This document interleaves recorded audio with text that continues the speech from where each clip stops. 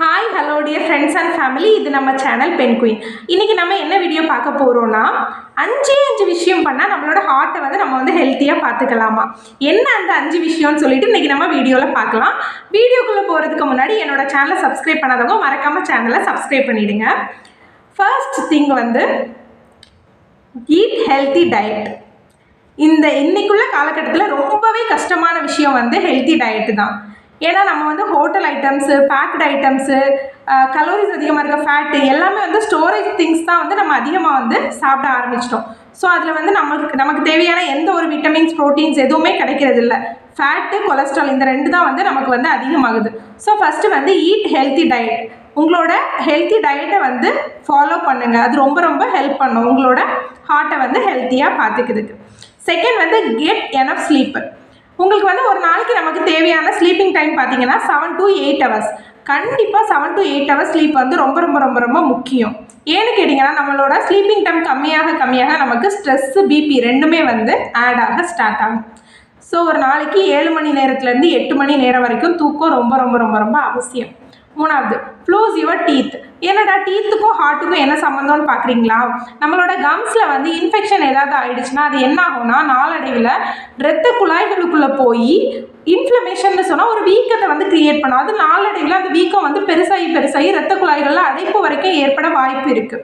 So night தூங்குறதுக்கு முன்னாடி கண்டிப்பாக உங்கள் பற்களுக்கு இடையில வரைக்கும் நீங்கள் க்ளீன் பண்ணிவிட்டு தூங்குறது ரொம்ப ரொம்ப முக்கியம்.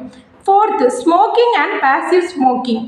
ஸ்மோக்கிங் எப்போவுமே நமக்கு டேஞ்சர்னு சொல்லிட்டு நமக்கு தெரியும். இது எப்படி டேஞ்சர்னு பார்த்தீங்கன்னா, இது க்ரானிக் பாய்சன் மாதிரி. ஒரு லாங் டியூரேஷனாக ஸ்மோக் பண்ணிகிட்டே இருக்கும்போது ஸ்மோக் பண்ணுறவங்களுக்கும் சரி, பக்கத்தில் இருக்கிறவங்க பேசிவ் ஸ்மோக்கர்னு சொல்லுவோம், அவங்க கூட இருக்கிறவங்களுக்கும் என்ன ஆகும்னா, நம்மளோட இதே தசைகள் எல்லாமே ரொம்ப சாஃப்டாக இருக்கும்ல, அதை டைட் ஆக்கிடுமா. நம்ம லாங் டைம் இந்த புகையிலையை மூச்சில் எடுக்கும்போது உள்ள மசில்ஸை டைட் ஆக்கிடுமா. ஃபிஃப்த்து டிவிடின்னு சொல்லுவோம், டீப் வெயின் த்ராம்போசிஸ். இது என்னன்னா, வெயின்னா இரத்த குழாய், த்ராம்போசிஸ்னா கட்டி.